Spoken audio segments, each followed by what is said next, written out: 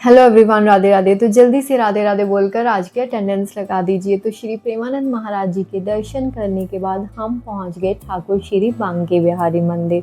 आपने वीडियो में देखा होगा कि पुजारी जी ने ठाकुर जी के आगे कुछ देर के लिए पर्दा कर दिया। ऐसा यहाँ पे इसीलिए किया जाता है क्योंकि हमारे ठाकुर जी बहुत ही चंचल स्वभाव के हैं। माना जाता है कि जो भी सच्चे दिल सच्चे भाव से ठाकुर जी की आंखों में आंखें डालकर कुछ देर के लिए देखता है तो ठाकुर जी उसी के साथ चल देते हैं। और मंदिर में तो सब भक्ति भाव में डूबे हुए पहुंचते हैं। क्या पता किसकी भक्ति किसका भाव ठाकुर जी को कब छू जाए, इसीलिए यहाँ पे कुछ देर के बाद ठाकुर जी के आगे पर्दा किया जाता है।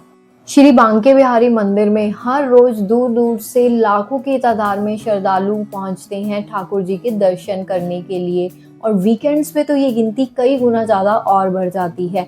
ऐसे में पहले ठाकुर जी की एक झलक पाना भी बहुत मुश्किल होता था, लेकिन अभी रेलिंग की व्यवस्था के कारण जैसे ही आप मंदिर में एंटर होते हो आपको दूर से ही ठाकुर जी की प्यारी छवि के दर्शन होने शुरू हो जाते हैं। अगले कुछ ही दिनों में अक्षय तृतीया आने वाली है और साल में सिर्फ इसी पावन दिन भक्तों को ठाकुर जी के चरण कमलों के दुर्लभ दर्शन हो पाते हैं।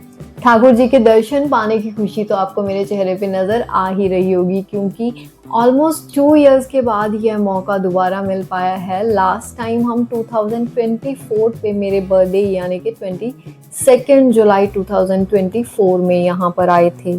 इसीलिए यह बिल्कुल सच कहा जाता है कि वृंदावन आया नहीं जाता, बुलाया जाता है। जब तक बुलाया नहीं जाता तब तक आपके प्लान बनते बिगड़ते रहते हैं। इसके बाद हम आगे बढ़े श्री राधा वल्लभ जी के दर्शन के लिए। श्री राधा वल्लभ मंदिर श्री बांके बिहारी मंदिर से सिर्फ 500 मीटर की दूरी पर स्थित है। जैसे कि आप वीडियो में देख रहे हो, इन्हीं कुंज गलियों से होते हुए हम पहुंच जाते हैं श्री राधा वल्लभ मंदिर। जैसे कि कहा जाता है श्री राधा वल्लभ दर्शन दुर्लभ, तो ये बिल्कुल सत्य कहा जाता है, क्योंकि मैं अपनी लाइफ में आज पहली बार श्री राधा वल्लभ जी की कृपा से यहाँ पहुँच पाई हूँ जुगल जोड़ी सरकार के दर्शन करने के लिए। ब्रज के इन कुंज गलियों से राधे राधे जपते हुए सबसे पहले हम पहुंचे श्रीहित हरिवंश महाप्रभु जी के दर्शन के लिए।